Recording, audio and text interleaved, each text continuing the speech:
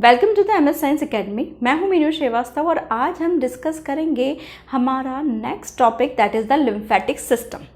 Lymphatic system हमारी body का second fluid system है। प्रीवियस लेक्चर्स में हमने डिस्कस किया है कि हमारी बॉडी में दो फ्लूइड सिस्टम होते हैं, first is blood and second is the lymph. Lymph को पढ़ने से पहले अगर मेरे प्रीवियस लेक्चर्स आप ब्लड और उससे रिलेटेड लेक्चर्स उसका सर्कुलेशन अगर आप देखेंगे तो आई थिंक ये लेक्चर आपको पूरा अच्छे से समझ में आएगा। तो यहाँ पर आज हम स्टार्ट करते हैं lymphatic system. Lymphatic system basically comprise होता है तीन चीज़ों से मिलके। First is lymph, second is lymph organ and third one is lymph vessels। lymph vessels। यहां पर सबसे पहले हम ये बात करते हैं कि लिम्फ क्या है।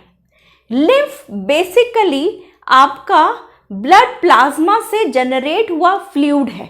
अब ये ब्लड प्लाज्मा से कैसे जनरेट होता है?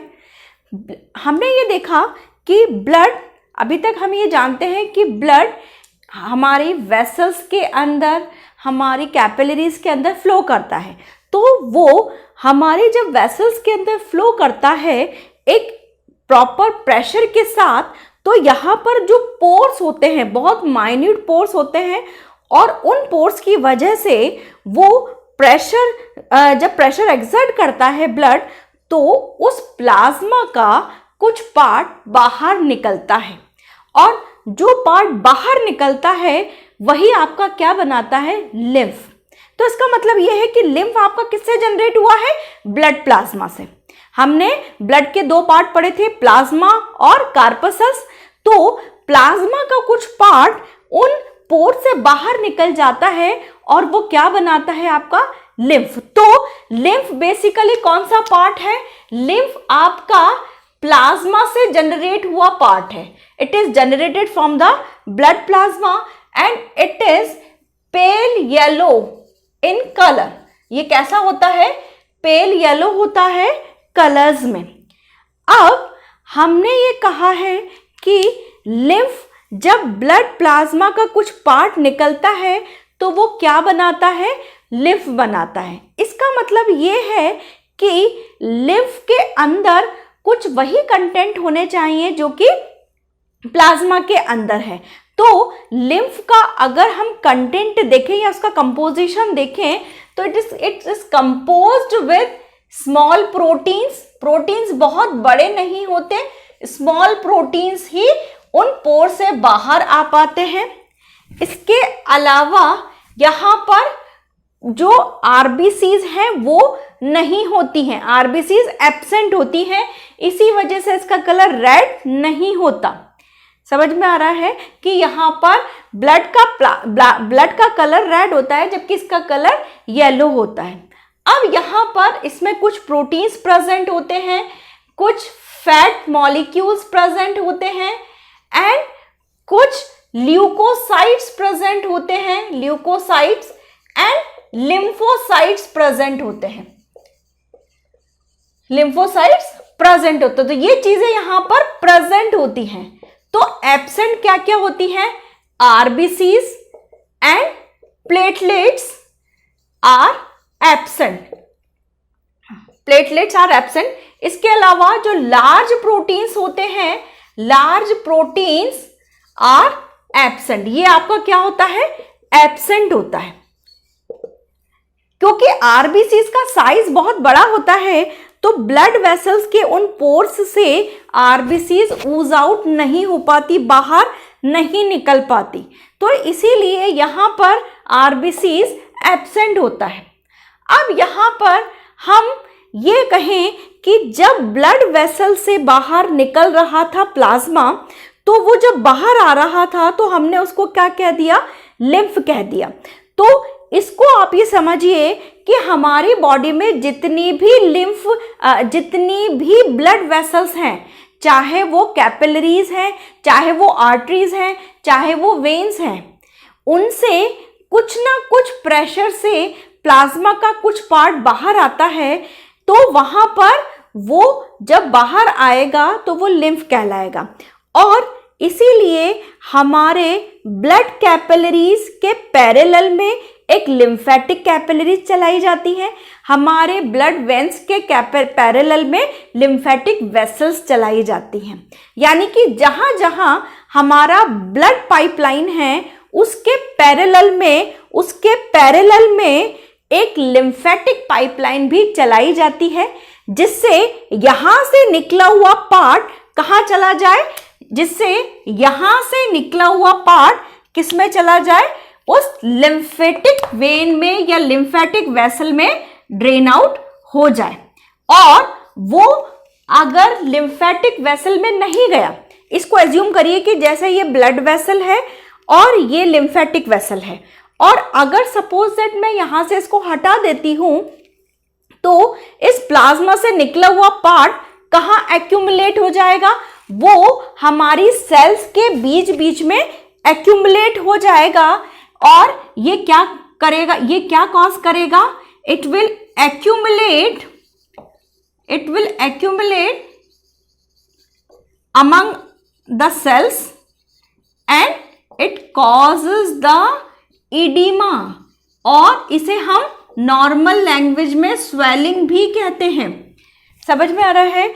तो अगर ये टिश्यू फ्लूइड या ये जो प्लाज्मा से निकला हुआ पार्ट हमारी सेल्स के बीच बीच में डिपॉजिट हो गया है, हमारी सेल्स के बीच बीच में डिपॉजिट हो जाता है, then it causes the edema. मतलब ये फ्लूइड अगर कंटिन्यू हमारे सेल्स के बीच बीच में आता रहेगा तो ये क्या करेगा, ये स्वेलिंग प्रोड्यूस करेगा।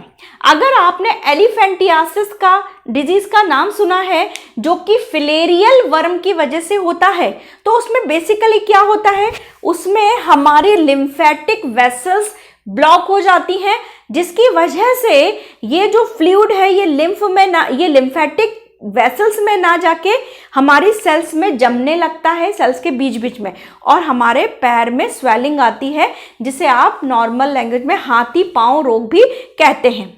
तो लिम्फेटिक वेसल्स अगर नहीं होती तो ये प्लाज्मा फ्लूइड हमारी बॉडी में जो सेल्स है उसमें बीच में जमता रहता, डिपॉजिट होता रहता, and it will cause the oedema और स्वेलिंग। तो इसकी आपको इंपॉर्टेंस समझ में आई कि ये जो लिम्फ जो है वो एक प्रॉपर तरीका है हमारी बॉडी को स्वेलिंग से या हमारी बॉडी को खराब होने से बचाने के लिए। तो इसीलिए लिम्फ के हमारे हर ब्लड वेसल्स के पैरेलल में हमारी लिम्फेटिक वेसल्स चलाई जाती हैं। अब हम बात करते हैं लिम्फ वेसल्स की। लिम्फ वेसल्स हमने कहा पाइपलाइंस हैं, जिसके अंदर क्या फ्लो करता है, लिम्फ वेसल फ्लो करता है। तो हमारी बॉडी में जितनी भी लिम्फेटिक कैपिलरीज हैं, लिम्फेटिक कैपिलरीज किसके पैरेलल में होंगी, ब्लड कैपिलरीज के पैरेलल में। लिम्फेटिक कैपिलरीज हमारी आपस में बहुत छोटी छोटी लिम्फेटिक कैपिलरीज हैं, और ये लिम्फेटिक कैपिलरीज आपस में मिलके क्या बनाती हैं, लिम्फ वेसल्स या lymphatic vessels. Lymphatic vessels, lymphatic vessels, इसको मैं इस तरह से यहां पर आपको समझाती हूं कि बहुत माइन्यूट कैपिलरीज हैं जो कि आपस में मिलके एक लिम्फ वेसल्स बनाएंगी। लिम्फ वेसल्स लिम्फ नोड में से क्रॉस होते हैं। लिम्फ नोड क्या होते हैं, लिम्फ ऑर्गन होते हैं, और लिम्फ नोड ऑर्गन क्रॉस होते हैं ये इन वेसल्स के बीच बीच में, यानी वेसल्स रहेंगी, ये जैसे वेसल्स निकल रही है तो वेसल्स के बीच बीच में लिम्फ नोड ऑर्गन रहेगा, और ये इससे बाहर पास आउट हो जाएंगे इस तरह से। तो ये जैसे इसको अपन इस तरह से समझते हैं कि ये जैसे ये मेरा हाथ एक लिम्फ नोड ऑर्गन है, ये लिम्फेटिक वेसल जा रही है, ये लिम्फ नोड में से पास हो रही है, एंड फाइनली ये बाहर निकल जाती है। तो लिम्फेटिक वेसल्स कहाँ से निकलती है, कहाँ से एंटर होती है, आपके लिम्फ नोड ऑर्गन्स में।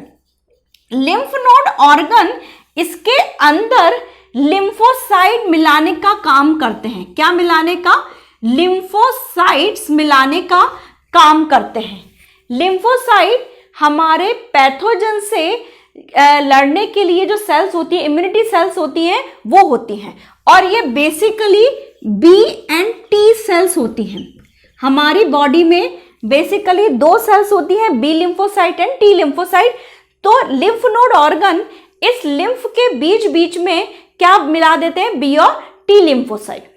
लिम्फ नोड में से गुजरने के बाद ये हमारी बॉडी की जो वेसल्स हैं, ये पांच लिम्फेटिक ट्रंक में डिवाइड हो जाती हैं, लिम्फेटिक ट्रंक में डिवाइड हो जाती हैं। और पूरी बॉडी की 5 लिम्फेटिक ट्रंक्स फाइनली 2 आपके टू लिम्फेटिक डक्ट्स में ओपन होती हैं। ये लिम्फेटिक डक्ट्स जो होती हैं, ये आपकी 2 टाइप की होती हैं। कौन कौन सी? Left lymphatic duct and right lymphatic duct.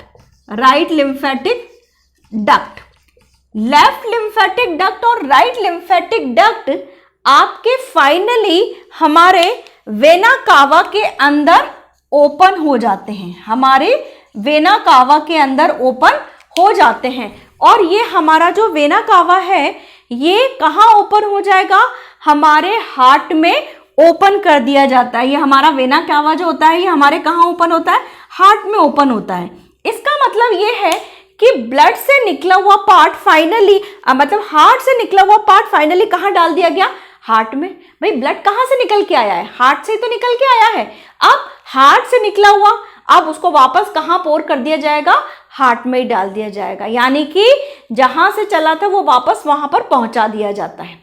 तो लिम्फेटिक कैपिलरीज आपस में मिलकर लिम्फ वेसल्स बनाती हैं। Lymph vessels lymph node organs को क्रॉस करती हैं और वहां पर इससे बी और टी लिम्फोसाइट्स मिलाए जाते हैं। और उसके बाद पूरी बॉडी की जो लिम्फेटिक वेसल्स हैं, वो 5 मेन लिम्फेटिक ट्रंक्स में डिवाइड होती हैं। उसके बाद पूरी बॉडी के 5 लिम्फेटिक ट्रंक्स आपस में मर्ज आउट होंगी, मिलेंगी और मेन 2 लिम्फेटिक डक्ट्स में ओपन होती हैं, जिसमें left thoracic duct and right thoracic duct include होती है। यहाँ पर ये दोनों ही डक्ट फाइनली वेना कावा में ओपन होती है और वेना कावा में ओपन होके हमारे हार्ट में पोर कर दिया जाता है इस लिम्फ को। तो ये हमारी बॉडी में पूरा सर्कुलेशन चलता है लिम्फ का। तो यहाँ पर आपको इतना समझ में आया कि लिम्फ जो है हमारे ब्लड से ही निकला हुआ पार्ट है और वो हमारी सेल्स में इडिमा कॉज नहीं करे, इसीलिए उस ब्लड के प्लाज्मा वाले पार्ट को एक पैरेलल एक वेसल सिस्टम में डाल दिया जाता है, जिसे हमने लिम्फेटिक वेसल सिस्टम बोला है। अब यहाँ पर जो लिम्फ नोड है वो है बेसिकली आपके लिम्फ ऑर्गन। यहाँ पर हमने कहा कि जो लिम्फ नोड हैं या लिम्फ ऑर्गन हैं, वो हमारे लिम्फ के अंदर बी और टी लिम्फोसाइट मिलाने का काम करते हैं। बेसिकली बी और टी लिम्फोसाइट्स हमारी पैथोजन किलिंग सेल्स होती हैं, यानी कि हमारी इम्यून सेल्स होती हैं और वो किसी भी पैथोजन को किल करती हैं। तो हमारा जो पार्ट है, जो ब्लड से निकला हुआ पार्ट है, इसको एक प्रॉपर फंक्शन देने के लिए इसमें लिम्फ नोड ऑर्गन बी और टी लिम्फोसाइट मिलाते हैं, जिससे ये क्या काम करने में कैपेबल हो पाएगा? ये हमारे पैथोजन को किल करने के लिए स्पेसिफाई हो जाएगा। तो समझ में आ रहा है कि इसका फंक्शन एक प्रॉपर तरफ मॉडिफाई करने के लिए इसमें लिम्फ नोड ऑर्गन मिलाए गए हैं। लिम्फ नोड ऑर्गन कौन कौन से होते हैं?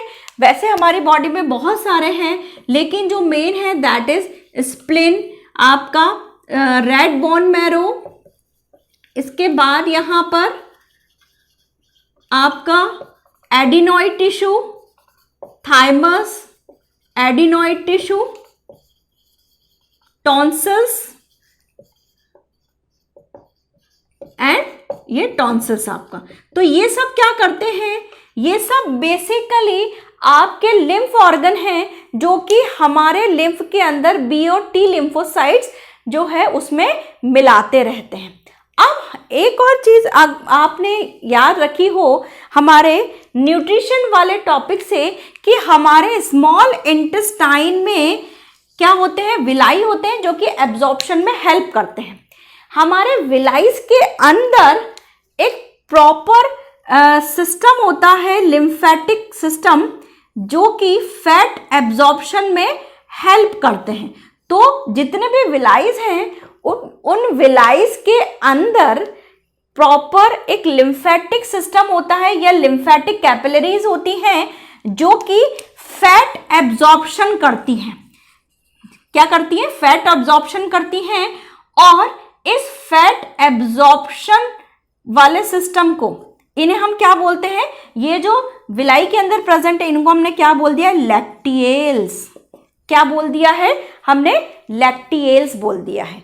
तो यहाँ पर हमें लिम्फ नोड यानी लिम्फ ऑर्गन और लिम्फ वेसल्स का काम समझ में आया है। अब हम डिस्कस कर लेते हैं लिम्फ का फंक्शन। लिम्फ का बेसिकली फंक्शन, सबसे पहला फंक्शन तो हमें समझ में आ गया। क्या क्या फंक्शन हमें समझ में आ गया, पहला फंक्शन तो फर्स्ट फंक्शन कि ये पैथोजन को किल करता है। तो ये क्या है, एक पैथोजन को किल करने का सिस्टम है। क्यों, क्योंकि इसके अंदर बी और टी लिम्फोसाइट्स मिलाए गए हैं। सेकंड, पैथोजन किल, ठीक है, या जर्म्स को किल करता है। सेकंड, हमने कहा कि ये प्रोटीन्स को कैरी करता है, क्योंकि हमने कहा था कि लिम्फ के अंदर स्मॉल प्रोटीन्स होते हैं, तो कैरीज स्मॉल प्रोटीन्स। यहां पर अभी हमने लैक्टियल्स के बारे में बताया। लैक्टियल्स किसका एब्जॉर्प्शन करा रहे हैं, फैट का। तो हम ये कह सकते हैं कि ये फैट एब्जॉर्प्शन में हेल्प करते हैं।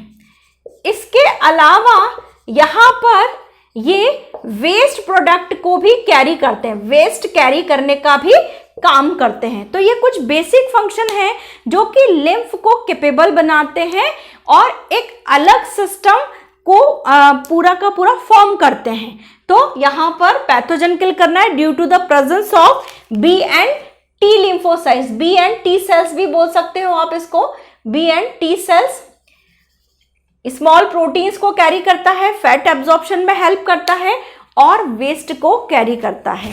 तो आई होप आपको ये समझ में आया होगा कि लिम्फ कुछ भी नहीं है, हमारे ब्लड के प्लाज्मा का कुछ पार्ट बाहर निकल के आया है, ऊज आउट होके आया है, और वो फाइनली उसको एक वेसल्स के अंदर एक अलग ड्रेनेज सिस्टम बना दिया गया है, and that drainage system finally pour in the main blood organ which is the heart. ठीक है, तो आपको ये डाउट लिम्फ का क्लियर हुआ होगा। फिर भी कोई डाउट है तो you can ask me in the comment section. I hope आपने लेक्चर एंजॉय किया होगा। Thank you.